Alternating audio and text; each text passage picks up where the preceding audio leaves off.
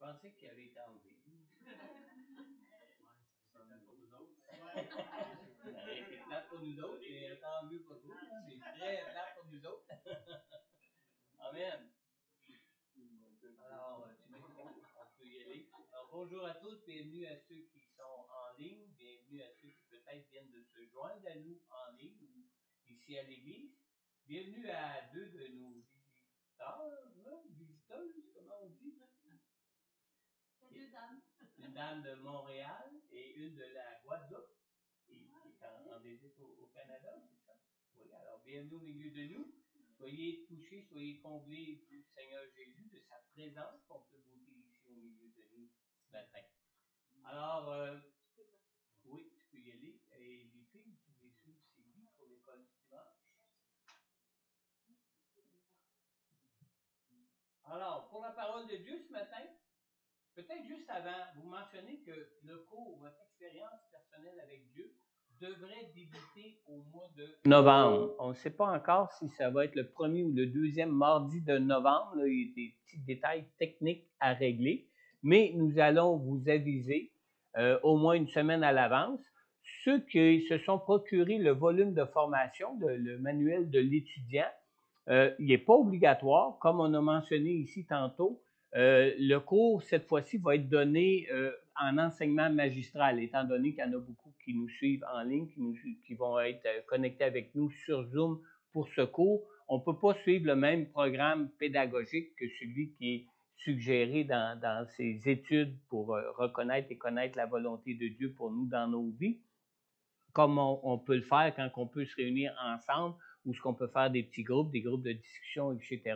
Alors, le cours a été tout simplement préparé pour être emmené en enseignement magistraux, mais ceux qui veulent se procurer le volume, on vous le recommande fortement. Si vous voulez vraiment arriver à approfondir toute la matière qui va être apportée de cette étude biblique et aussi à mettre en pratique toute cette matière qui va être apportée pour cette étude biblique, c'est bon de suivre le manuel, parce que le manuel va vous préparer d'une semaine à l'autre pour les études qui vont être apportées semaine après semaine, c'est-à-dire que chaque jour de la semaine précédant l'étude, vous avez un texte biblique à lire en relation avec le sujet ou le thème qui va être apporté le mardi suivant.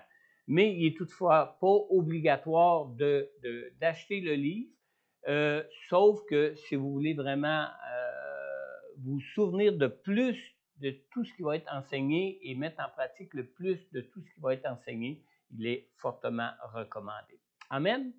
Alors ce matin, pour la parole de Dieu, j'aimerais vous inviter, à l'occasion du dimanche de l'Action de grâce, à tourner avec moi dans le psaume au chapitre 103. Nous allons lire les versets 1 à 8 et la fin du psaume 103, les versets 20 à 22. Alors, si vous voulez tourner avec moi dans le psaume 103 à partir du verset 1. Alors, on lit ici, dans le psaume 103, à partir du verset 1, « Bénis l'Éternel mon âme, que tout ce qui est en moi bénisse son saint nom. Bénis l'Éternel mon âme et n'oublie aucun de ses bienfaits.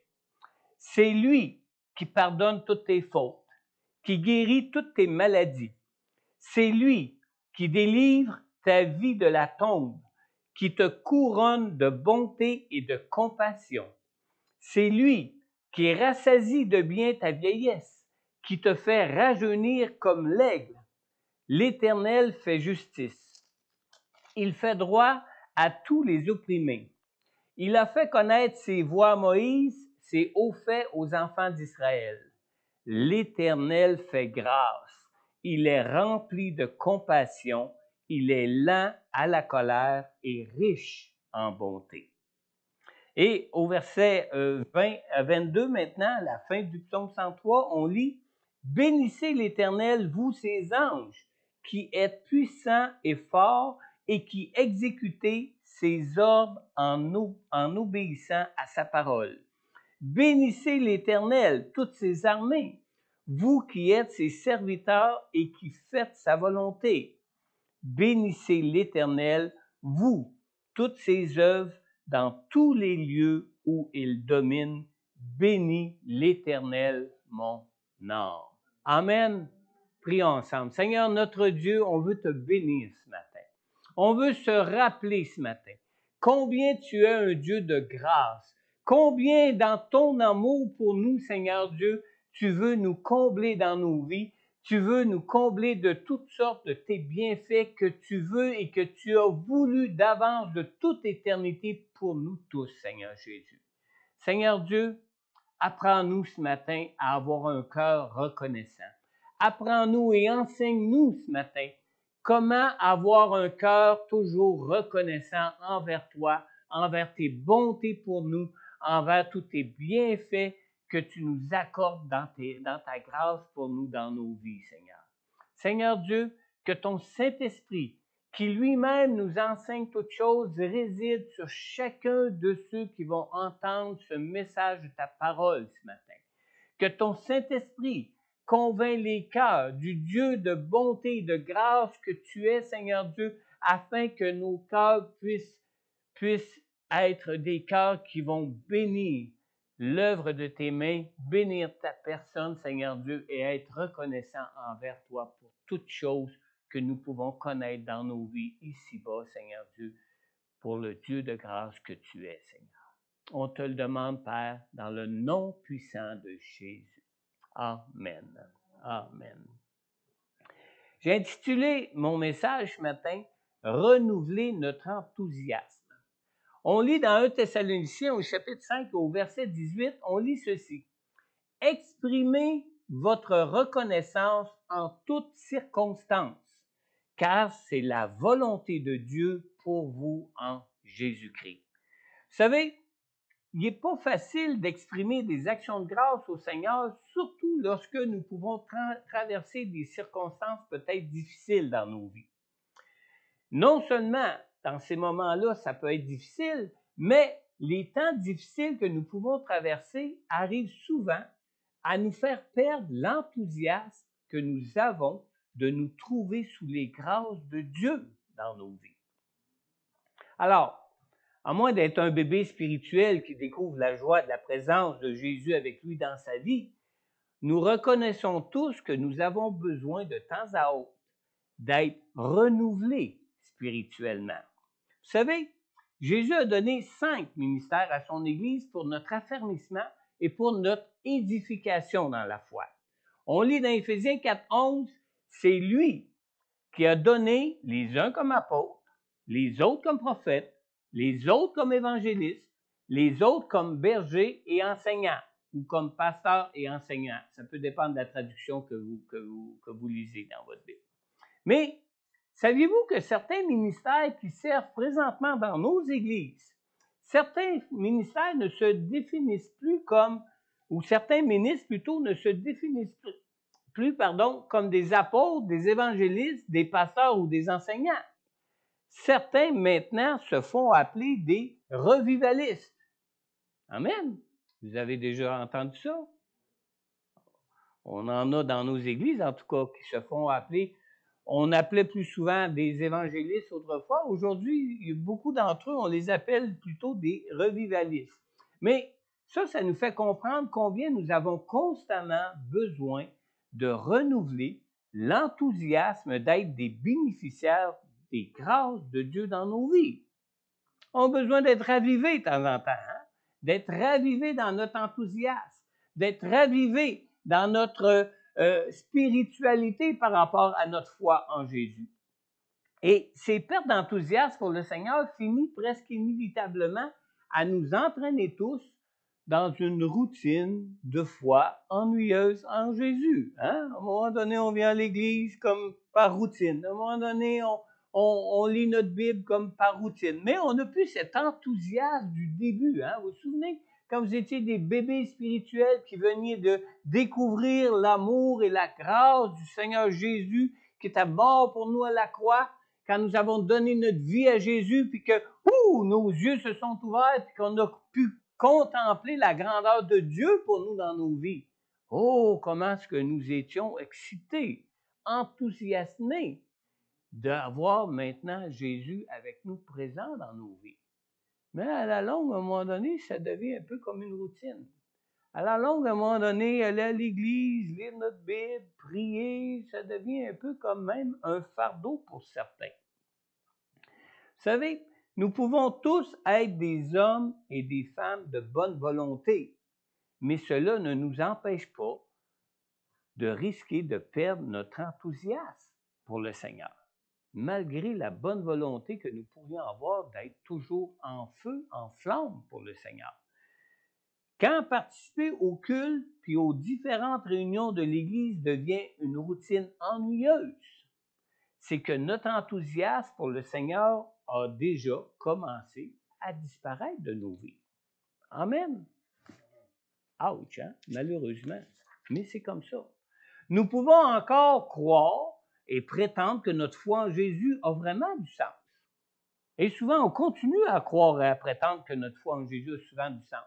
Mais lorsque rien ne se passe, lorsqu'il ne se passe plus rien, c'est que nous avons perdu ou nous avons commencé à perdre notre enthousiasme pour le Seigneur. Vous savez, en français, le mot enthousiasme nous vient de deux mots grecs. Le mot en ou en, qui veut dire à peu près la même chose qu'en français, et le mot tout, T-H-U, qui signifie Dieu. Et quand on met les deux mots ensemble, ça signifie un peu comme en Dieu, en Dieu. Et ce mot en Dieu pourrait littéralement être traduit par endieuser. Évidemment, le mot endieuser, c'est un mot qui n'existe pas en français. Là. Je ne veux pas vous enseigner un mauvais français, c'est un mot qui n'existe pas en français. Mais en français, on a traduit ce mot qui n'existe pas, endieuser, on l'a traduit par le mot enthousiasmer, qui vient des deux mots grecs en et tout, que je viens de vous dire. Alors, selon ces racines grecques, le mot enthousiasmer signifie littéralement être animé par Dieu ou être animé de Dieu. C'est-à-dire que Dieu est bien là, vivant, bien là, présent en nous, et c'est ce qui fait qu'on est enthousiasmé par lui parce qu'on goûte à sa présence avec nous dans nos vies.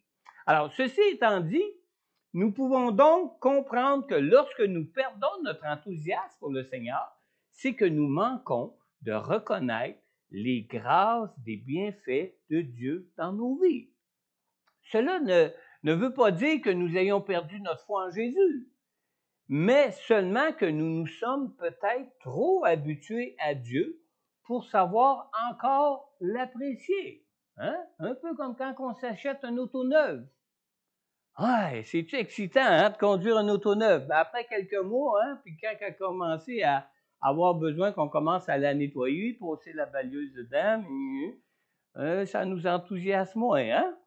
Vrai? C'est un peu la même chose en ce qui concerne notre enthousiasme pour Dieu. Alors, malgré notre intégrité, malgré notre bonne volonté, nous avons tous besoin d'entretenir ou du moins de renouveler régulièrement l'enthousiasme de notre foi en Jésus. Amen.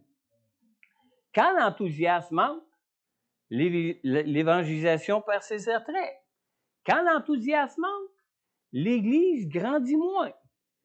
Quand l'enthousiasme manque, on finit par moins donner au ministère missionnaire, aux missions. On se soucie de moins en moins de l'édification des uns des autres. Puis Dieu devient un peu comme une routine, comme juste on fait le nécessaire, mais pas plus. Amen. Lorsque notre relation avec le Seigneur commence à devenir superficielle, c'est que notre enthousiasme pour le Seigneur a commencé à diminuer. Diminuer peu à peu, tranquillement. Alors, renouveler notre relation personnelle de foi avec le Seigneur permet à Dieu de reprendre sa place. Reprendre sa place, bien au centre de toutes les tragédies de notre vie. Pourquoi? Afin d'être comblé de toutes ces grâces, de toutes les grâces de ses bienfaits pour nous dans nos vies.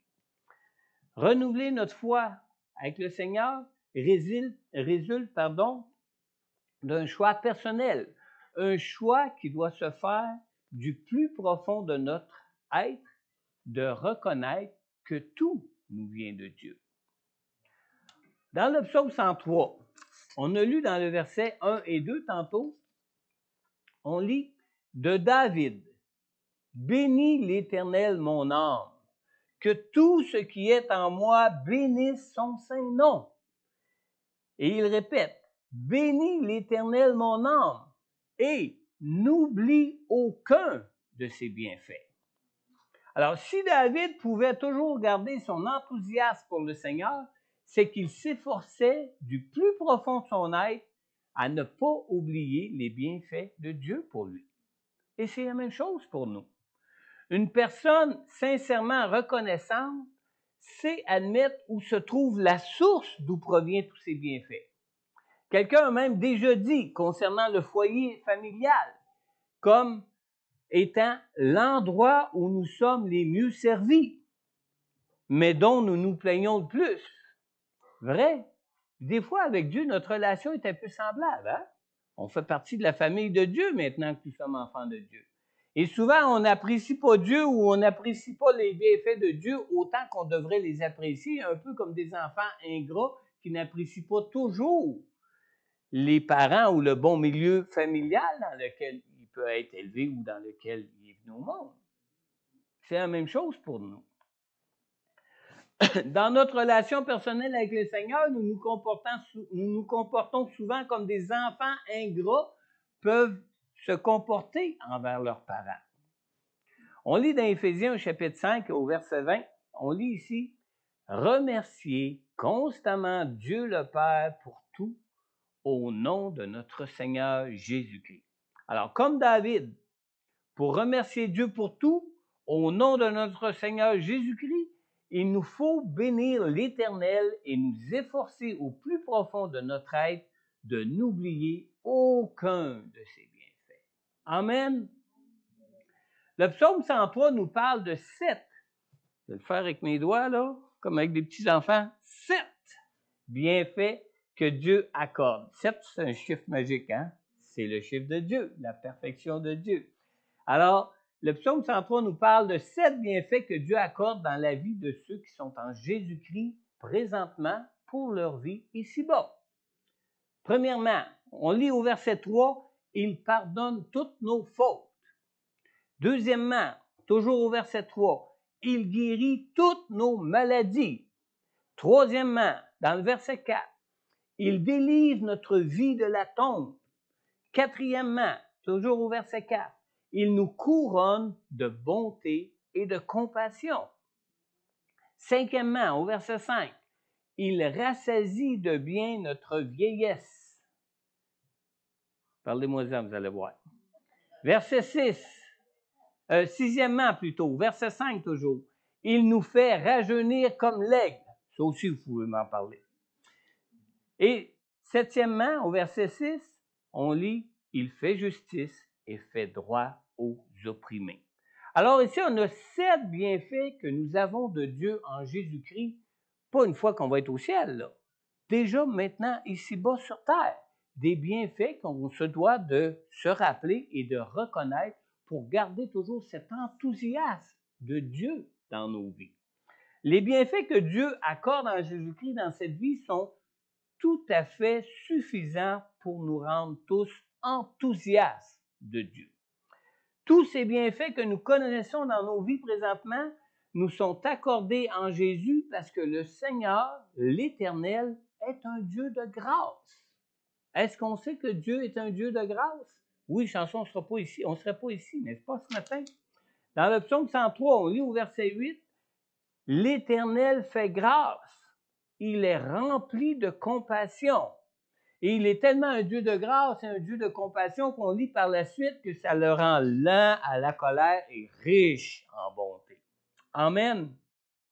Alors, ces grâces que Dieu nous accorde en Jésus-Christ sont toutes suffisantes pour nous rendre enthousiastes du Seigneur dans nos vies. Alors, chaque fois que nous voyons Jésus accorder la grâce d'un de ces bienfaits de Dieu, nous voyons toujours un enthousiasme s'emparer de ceux qui les reçoivent. On lit dans Matthieu, chapitre 8, dans le verset 14 et 4. Suivez-moi bien ici. On lit ici, « Jésus se rendit ensuite à la maison de Pierre. Il vit la belle-mère de celui-ci couchée avec de la fièvre. Il lui toucha la main et la fièvre la quitta. Puis elle se leva et le servit. Qu'est-ce qu'on voit ici? On voit ici une femme guérie de sa fièvre, la belle-mère de Pierre. Et qu'est-ce qui arrive? Ce qu'on voit, c'est que aussitôt qu'elle a été guérie de sa fièvre, elle s'est mise aussitôt au service de Jésus, tellement qu'elle en était reconnaissante. Amen. Dans Marc, on lit au chapitre 7, au verset 36. On lit ici, concernant des personnes que Jésus a guéries, délivrées, etc., Jésus leur recommanda de n'en parler à personne. Mais plus il le leur recommandait, plus il le proclamait. C'est des gens reconnaissants, ça. Amen. Alors, en général, dans leur enthousiasme, plus Jésus recommandait à ceux qu'il guérissait de n'en parler à personne, plus il le proclamait, tellement qu'il était enthousiasmé des bienfaits qu'il venait de connaître de Dieu. Malheureusement, tous ceux qui reçoivent des grâces de Dieu en Jésus n'ont pas tous cette reconnaissance envers Dieu pour les bienfaits qu'il peut nous accorder. On lit aussi dans Luc 17, dans les versets 12 à 18. Je vais le lire ici en résumé parce que c'est quand même 6 versets, là. Comme il entrait, même ici vous allez l'avoir en résumé. Vous pourrez le lire plus tard chez vous à la maison au complet, les versets 12 à 18. Mais on lit ici, comme il entrait dans un village, 10 lépreux vinrent à sa rencontre. Lorsqu'il les vit, Jésus leur dit, « Allez vous montrer aux prêtres. » Et pendant qu'ils s'en allaient, ils furent guéris. L'un d'eux, se voyant guéri, revint sur ses pas en rendant gloire à Dieu à haute voix. Et on lit, Jésus prit la parole et dit, « Les 10 n'ont-ils pas été guéris? Et les 9 autres, où sont-ils? Ne s'est-il trouvé que cet étranger pour revenir et rendre gloire à Dieu? » Alors, vous savez, c'est difficile de comprendre comment une personne qui reçoit un bienfait de la grâce de Dieu puisse ne pas s'enthousiasmer pour le Seigneur. C'est difficile à comprendre, hein? Comment est-ce qu'on peut continuer nos vies comme si Dieu n'existait pas suite à ça? C'est dur à comprendre. On va juste dans un resto où on a apprécié la bouffe, dans un resto où on a été bien servi, puis on dit à tout le monde, « Hey, tu devrais aller là, c'est tellement super ce resto-là. Hey, si tu aurais goûté la bouffe, puis le service. » On en parle à tout le monde. Juste parce que nous-mêmes, on a beaucoup apprécié. Ça nous enthousiasme, n'est-ce pas? J'en connais pas beaucoup, même, qui cachent leur bonne expérience de vie pour les garder pour eux seuls, comme dit, les autres n'en profiteront pas. Non, non, c'est dans notre nature de dire, hey, ça a été tellement super, tu devrais faire ça, tu devrais aller là, tu devrais ci, tu devrais ça, tellement que nous-mêmes, on a pu apprécier. Alors, c'est dur à comprendre comment est-ce que des gens peuvent garder ça pour eux-mêmes puis continuer à vivre comme si leur expérience qu'ils avaient vécue, que c'était juste pour eux puis qu'il n'y avait rien d'autre par la suite. Mais malheureusement, dans ce monde de pécheurs, avoir un cœur reconnaissant envers Dieu pour tous ses bienfaits n'est pas un réflexe automatique en nous. C'est pas automatique. Pourquoi? Parce qu'on parle de Dieu, là. C'est pas automatique. Pourquoi? Parce que nous sommes tous des pécheurs, comme ce monde sont des pécheurs, comme nous demeurons même encore des pécheurs. Dans le psaume 103, comme on a lu tantôt dans les versets 1 et 2, David dit, « Bénis l'Éternel mon âme, que tout ce qui est en moi bénisse son saint nom. Bénis l'Éternel mon âme, et n'oublie aucun de ses bienfaits. » Alors, David, vous savez, est appelé dans la Bible un homme selon le cœur de Dieu. Amen. Mais être une personne avec un cœur selon Dieu n'est pas suffisant pour être reconnaissant envers Dieu et pour proclamer tous ses bienfaits. C'est pas suffisant. Parce que dans ce passage ici, on voit que David doit se commander à lui-même de bénir le Seigneur et de se souvenir de tous ses bienfaits. C'est pas automatique. Amen. Dominique Angers, dans son commentaire biblique d'Éphésiens, qui est un commentaire pratique du Nouveau Testament, dit que les chrétiens, contrôlés par l'Esprit, habitent dans une ambiance de reconnaissance sincère. Une ambiance de reconnaissance sincère qui s'appuie surtout sur l'œuvre de Christ. Alors, avoir de la reconnaissance envers Dieu pour ses bienfaits est un bon indicateur pour connaître que nous nous laissons être dirigés par le Saint-Esprit dans nos vies. Amen. Parce que si on se laisse diriger par notre chair, qu'est-ce qui arrive? La chair et l'esprit, c'est deux choses qui sont opposées entre eux. Et quand on vit dans un monde de pécheurs comme celui dans lequel nous vivons, la chair qui se laisse souvent intimider par ce monde de pécheurs est loin d'être portée à proclamer tous les bienfaits et les grâces de Dieu que nous pouvons connaître dans nos vies. Amen. Avoir de la reconnaissance envers Dieu pour ses bienfaits est un bon indicateur pour connaître que nous nous laissons être dirigés par le Saint-Esprit. Pourquoi? Parce que c'est la personne du Saint-Esprit de Dieu en nous qui nous pousse à être reconnaissants envers Dieu. Amen. 1 Thessaloniciens 5,18, je reviens sur ce verset-là, dit « Exprimez votre reconnaissance en toutes circonstances, car c'est la volonté de Dieu pour vous en Jésus-Christ. » Exprimer notre reconnaissance en Dieu en toutes choses, c'est vraiment une clé, hein? La clé qui nous permet d'être enthousiastes dans notre foi en Jésus. L'enthousiasme, c'est un état d'âme qui provient d'une prise de conscience. On ne peut pas être enthousiasmé pour quelque chose si on n'en est pas conscient ou on n'en est pas au courant. Vrai?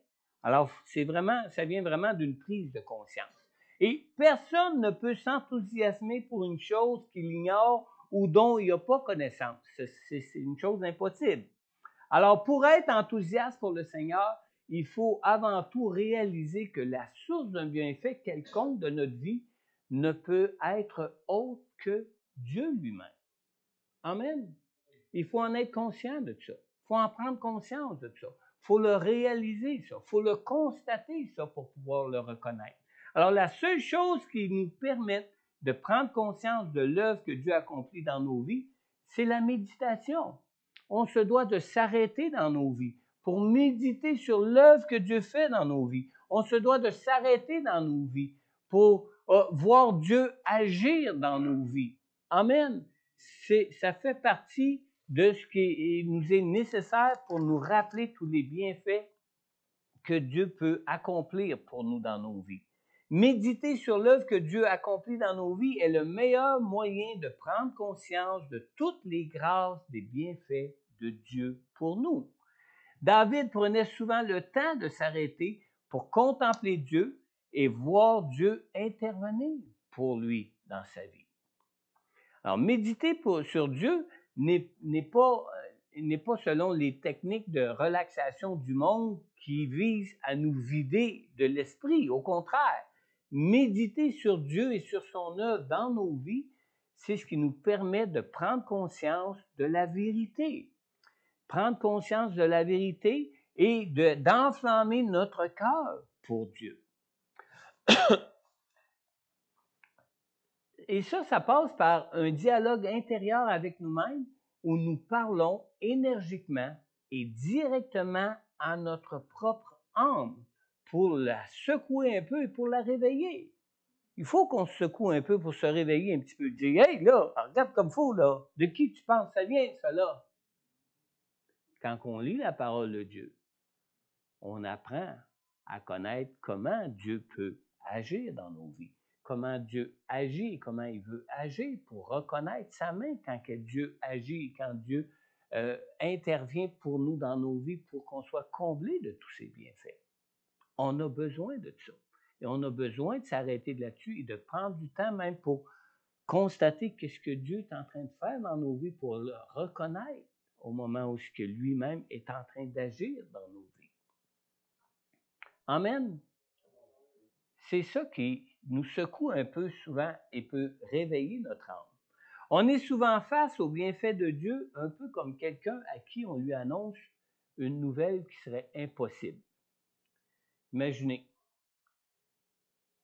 quelqu'un qui se retrouve sur un lit d'hôpital, puis qu'à un moment donné, une garde vient le voir, puis lui dit « Vous pourrez rentrer chez vous, le docteur vous donne congé de l'hôpital. » Et le patient répond « Le docteur a-t-il dit combien de temps qu'il me restait encore à vivre? » Et la garde dit « Oh, vous n'avez sûrement pas réalisé que vous êtes guéri.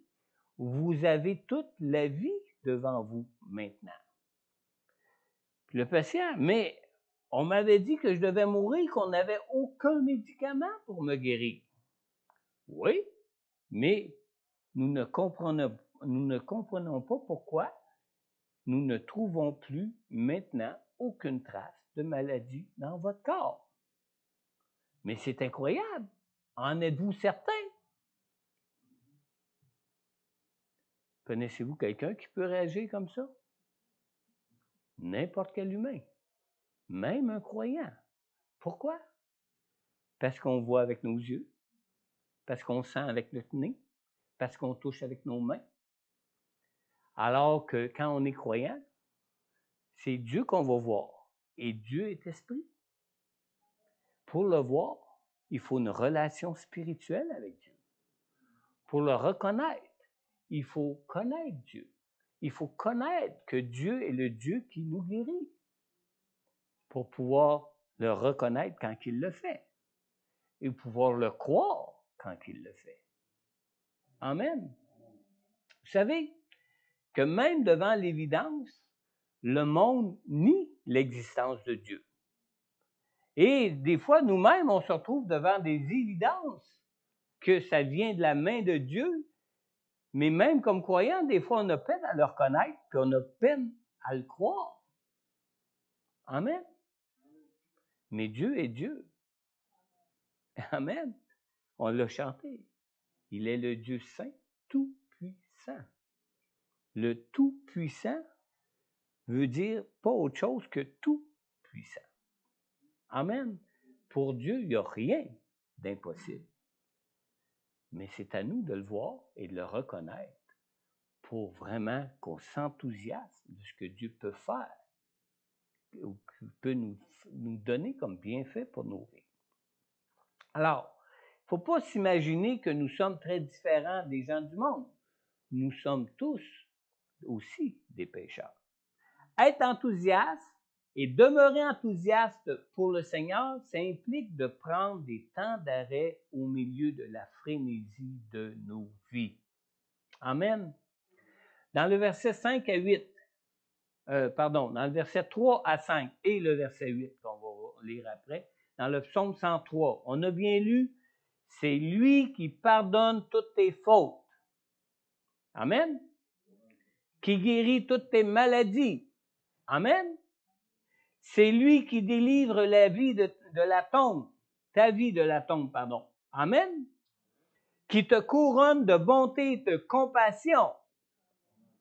C'est lui qui rassasie de bien ta vieillesse, qui te fait rajeunir comme l'aigle. Et au verset 8, l'Éternel fait grâce. Il est rempli de compassion. Amen. Il est lent à la colère et riche en bonté. Amen. Je n'ai pas entendu là, votre amen. Amen. Vous savez, moi, avant d'être chrétien, juste avant de devenir chrétien, je me déclarais athée. Puis je me déclarais athée depuis plusieurs années. Là. Depuis mon adolescence jusqu'à 30 ans, je suis venu au Seigneur seulement qu'à l'âge de 30 ans. Mais durant cette période, près du temps où je suis devenu chrétien, une année ou deux auparavant, alors que je me déclarais athée, 3 fois j'ai crié à Dieu pour ma vie. Je me déclarais athée, là. Puis je disais, Dieu, tu vois comment je suis pogné, là? Puis c'est pas de ma faute, là. Fait que si t'existes, fais quelque chose. Et Dieu a répondu. Wow, c'est fort, hein? Un athée qui crie à Dieu comme ça. Puis Dieu, qui est un Dieu de grâce et riche en bonté, il est intervenu dans ma vie. Et 3 fois, il est intervenu la journée même dans ma vie. Mais le lendemain, j'avais oublié ça. Puis je continue à vivre comme si Dieu n'existait pas. Mais le jour où j'ai donné ma vie à Jésus pour être sauvé, pour être pardonné de mes péchés, le Seigneur, savez-vous ce qu'il a fait? Il a rappelé à ma mémoire ces 3 fois-là que j'avais crié à lui et qu'il était intervenu en ma faveur. Quelques mois ou une couple d'années au plus auparavant. Mais depuis, pour garder cet enthousiasme pour le Seigneur, j'ai dû moi-même me rappeler à maintes reprises tous ses bienfaits pour moi. Me rappeler que c'est lui qui me pardonne mes fautes, comme on vient de le lire. Parce que j'en fais encore des fautes, vous savez. Jour après jour, même quand on est en Jésus. Il n'y a personne de parfait encore. Je ne suis pas rendu au ciel, moi, là. Je ne suis pas encore dans un nouveau corps glorifié. Je suis encore attaché à ma chair de faiblesse. J'en commets encore des fautes, mais c'est lui qui pardonne toutes mes fautes, parce que j'en fais encore. C'est lui qui guérit toutes mes maladies, même si ce n'est pas toujours de façon instantanée et évidente. Je sais et je suis capable de reconnaître que ça vient de lui. Dieu nous le montre toujours d'une façon claire, que lui-même nous guérit, même si des fois on ne se rend pas trop compte comment est-ce qu'il peut le faire. Amen. C'est lui qui me délivre de la mort. Oui. Si le Seigneur n'était pas là pour moi, moi je sais que je serais déjà mort et enterré. Depuis longtemps même. Amen. Vous vous souvenez pas d'une situation où ce que vous avez dit, ah, si Dieu ne serait pas là, on serait mort. Vous avez déjà eu des accidents d'auto. Vous avez déjà eu des situations vraiment incroyables où ce que, je ne sais pas moi, un building vous a presque tombé sur la tête. Ou des choses comme ça. Ou ce que vous avez dit sur le coup, oh, si Dieu n'aurait pas été là, je serais mort. Est-ce que vous vous en rappelez? Si on veut garder cet enthousiasme-là pour Dieu, il faut s'en souvenir. Amen. C'est lui qui me couronne de bonté et de compassion. Si le Seigneur ne changeait pas mon cœur, je ne sais pas comment je pourrais être le pasteur qu'il veut que je sois. Vous ne m'avez pas connu, moi, avant d'être chrétien. Même que moi-même, avant d'être chrétien, j'aurais jamais pu imaginer qu'un jour je pourrais être pasteur pour Dieu. Mais Dieu change nos cœurs.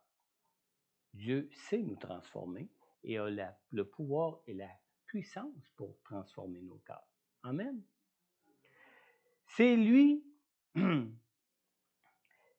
qui me fait rajeunir comme l'aigle.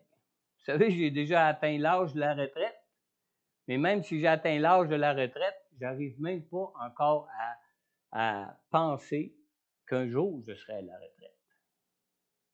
Le Seigneur Dieu est là. Il nous garde jeunes. Il y a un appel.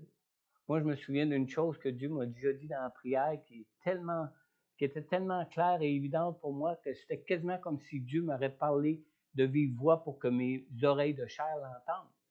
Dieu m'a dit, toi, je vais venir te cueillir juste quand tu seras mûr. Fait que j'ai encore à mûrir et Dieu a encore beaucoup de bienfaits pour moi dans ma vie. Amen. Amen. On a lu dans 1 Thessaloniciens, chapitre 5, verset 18, on a lu « Exprimez votre reconnaissance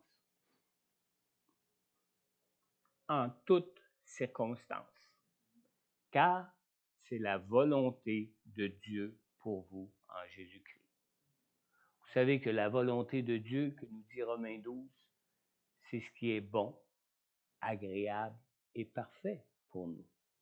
Amen. C'est la volonté de Dieu qu'on demeure enthousiasmé pour lui. C'est la volonté de Dieu qu'on lui exprime toute notre reconnaissance pour tous les bienfaits qu'il nous donne dans nos vies ici-bas. Amen. Amen. Plus nous rendrons grâce au Seigneur pour tous les bienfaits que nous connaissons dans nos vies, plus nous serons enthousiasmés pour lui dans nos vies.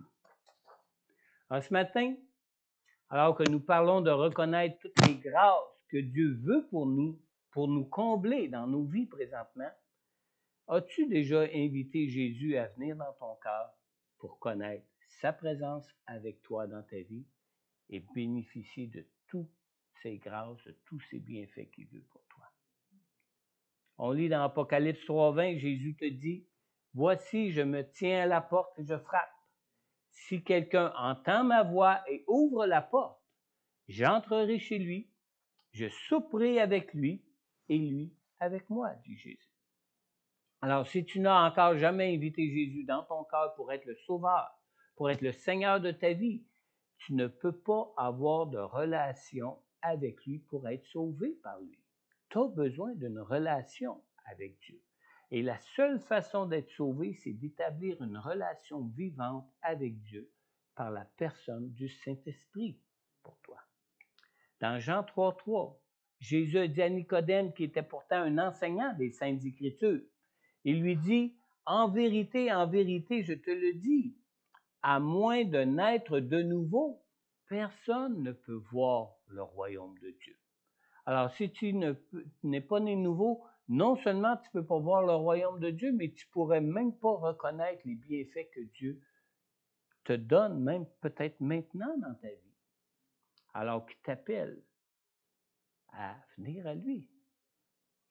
Ce n'est que par une relation personnelle avec Dieu que ton cœur peut être transformé pour marcher dans les voies de Dieu dans ta vie.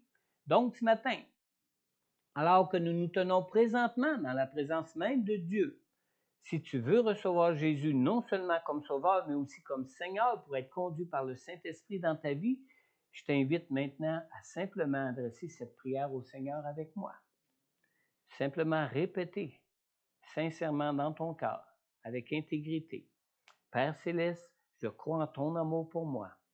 Et je crois que tu as envoyé ton Fils Jésus pour payer pour moi à la croix le prix pour le pardon de mes péchés.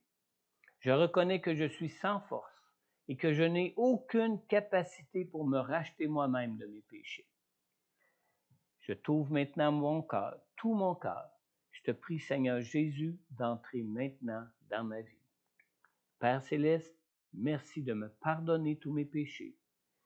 Dans ton amour pour moi, Seigneur Dieu, merci de ta grâce que tu me donnes maintenant en Jésus. Je te remercie, Père, pour Jésus ton Fils, qui est mort pour moi et que tu as ressuscité d'entre les morts pour que je ressuscite ainsi par lui pour la vie éternelle. Et si tu as sincèrement adressé cette prière à Dieu dans ton cœur, tu peux simplement dire ou répondre « Amen ». Alors ce matin, si tu écoutes l'enregistrement de ce message et que tu as adressé cette prière à Dieu pour recevoir Jésus dans ton cœur maintenant, n'hésite pas à prendre contact avec moi ou avec Pasteur Corneille.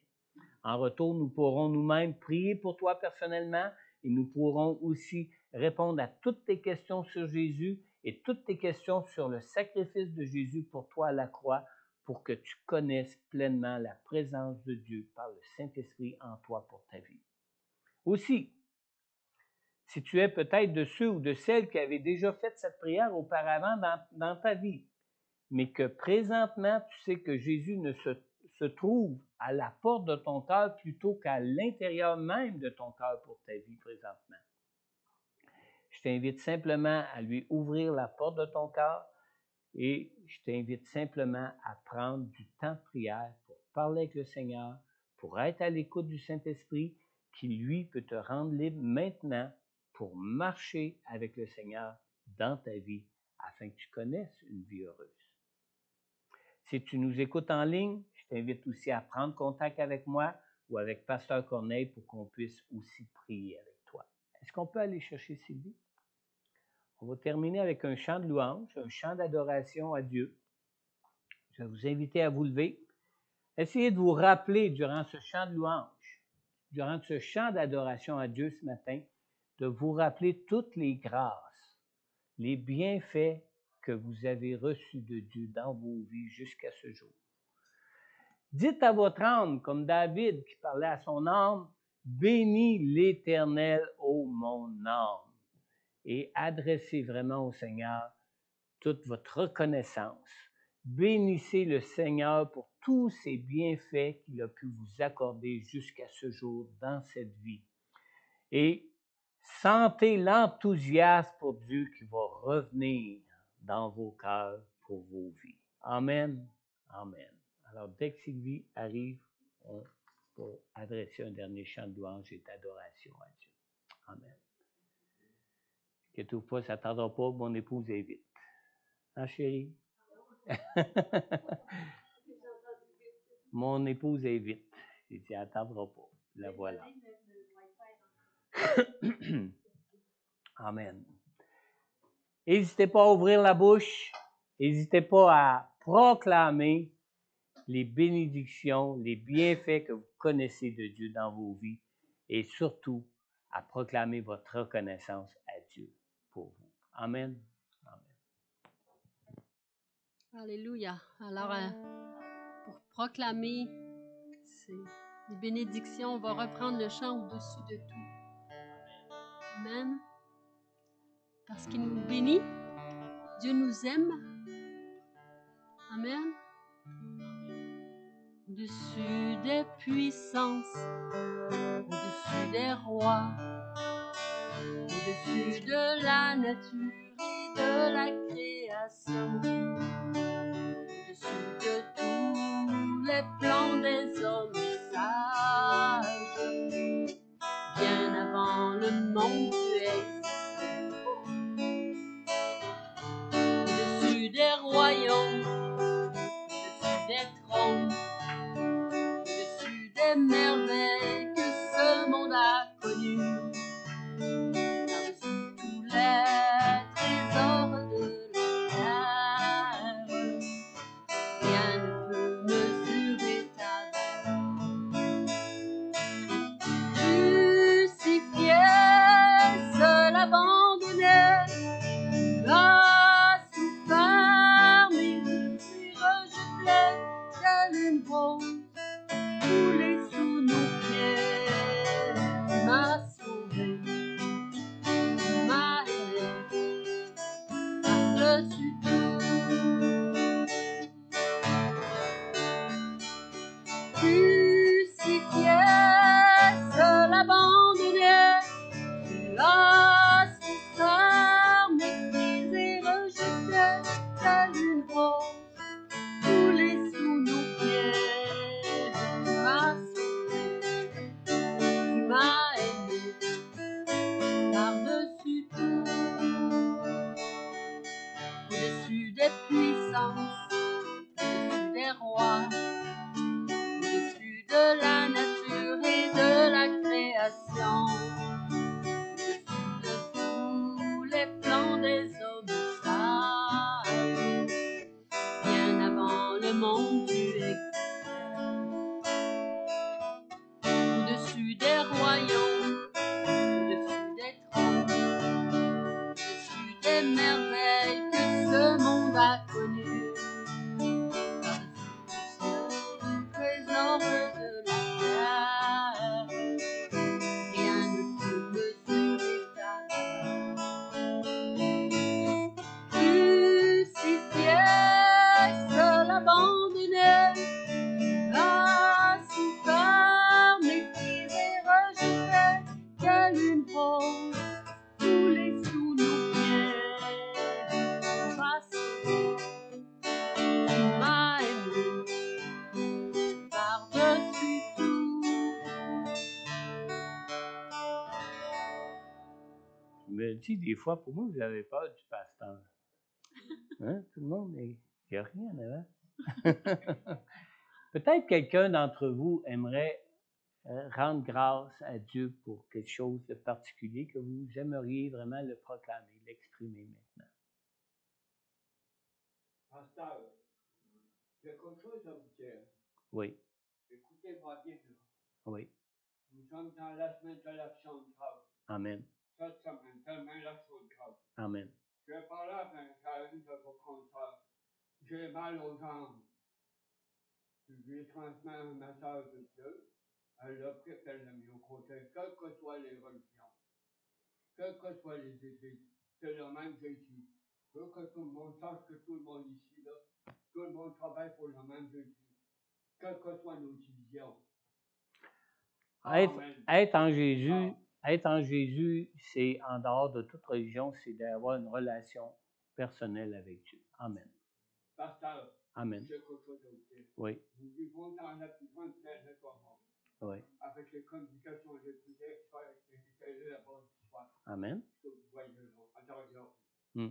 Là, madame de super-héros, elle est là en souffrance en arrière. Alors que pour aller voir quelqu'un qui pourrait l'aider, je vais donner des conseils. C'est quoi, nous vivons dans un monde des plus silencieux. Alors, quand vous avez un problème pasteur, quel que soit le papier de choses ici aujourd'hui, parlez dans mon Seigneur, j'ai dit à la matin, le Seigneur faisait une route à cette époque-là. Aujourd'hui, c'est pas automatique, ça. Amen. Amen. Parce que Amen. je suis un médecin pour les deux. Là, le message, c'est qu'on a tous besoin de reconnaître la grâce de Dieu, les bienfaits que Dieu a et que veut pour nous pour pouvoir vraiment les apprécier, pour pouvoir vraiment les désirer, pour pouvoir vraiment même adresser à Dieu combien nous avons besoin de ses bienfaits pour nous dans nos vies. Amen. Amen. Quelqu'un d'autre voudrait exprimer quelque chose? Une reconnaissance envers Dieu? Oui, Emmanuel? Oui, nous sommes reconnaissants à Dieu parce que 5 ans après, aujourd'hui, il nous a réunis à nouveau avec mon épouse qui est en Amen. Christ. Amen. On a travaillé pendant pratiquement 5 ans et 4 ans. Mhm. Amen. Gloire à Dieu. Hein. On en est témoin. Amen. Amen. Amen. Le Seigneur est grand. Amen. Moi, je me souviens, Noël l'année passée, je crois, on en a parlé ensemble. Puis tu me disais, je comprends pas que les choses avancent pas. Tout est en règle, tout. Puis il n'y a rien qui bouge au niveau de l'immigration. Puis fait tout est encore pris là-bas. Mais j'ai dit, on va prier là-dessus. Puis tout à coup, on a vu les choses commencer à débouler, puis fait tout est avec nous. Amen. Alléluia. Dieu agit. Amen. Alléluia. Quelqu'un d'autre? Quelque chose d'autre? Oui, bien ça. Juste un grand sujet de reconnaissance, c'est parce qu'on pensait aller dans une autre église Oui. pour ce matin. Et puis on était hier, on s'est promené. Et puis là, on a vu l'église Vie Abondante. On s'est dit, ah! Et puis on s'est dit, bon, on va venir ce matin. Et la très grande joie pour moi, c'est quel que soit l'endroit où on est, on voyage, etc. Et puis on peut un jour dans la semaine se retrouver entre frères et sœurs qui partagent la même foi. Moi, ma joie est tellement immense. Amen. Amen. De pouvoir être, je ne vous connais pas vraiment, mais simplement, j'entends vos cœurs. Voilà. Amen. Gloire à Dieu. Amen. Gloire à Dieu. On apprécie beaucoup ce témoignage. Notre sœur est membre d'une église baptiste, nos églises sœurs. Et puis, bienvenue chez nous. Puis, content que vous puissiez reconnaître Jésus en nous comme nous, on peut le reconnaître en vous. Amen. Amen. Amen. Prions Alléluia. ensemble. Seigneur notre Dieu, merci d'être le Dieu de grâce, Seigneur, le Dieu de compassion, le Dieu tout-puissant qui peut nous combler en toutes choses de tout bienfait que tu sais et que tu veux pour nous dans nos vies, Seigneur. Seigneur Dieu, on compte sur toi. Et Seigneur, on te demande pardon pour toutes les fois, Seigneur Dieu, que nous avons perdu cet enthousiasme de toi dans nos vies, Seigneur. Seigneur, on te prie, Seigneur, qu'à défaut de de réveiller nous-mêmes notre âme à se souvenir de tous tes bienfaits, on te prie, Seigneur Dieu, que toi-même tu puisses nous les rappeler afin que nous puissions être toujours reconnaissants envers toi, Seigneur, et toujours remplis d'enthousiasme pour toi dans nos vies, Seigneur. Dans le nom de Jésus, Père, nous te prions. Amen. Amen. Dieu vous bénisse et bon dimanche. Soyez comblés et surtout reconnaissants en cette fin de semaine et au jour de l'action de grâce de demain. Amen. Dieu vous bénisse. Amen. Amen. Christian, est-ce que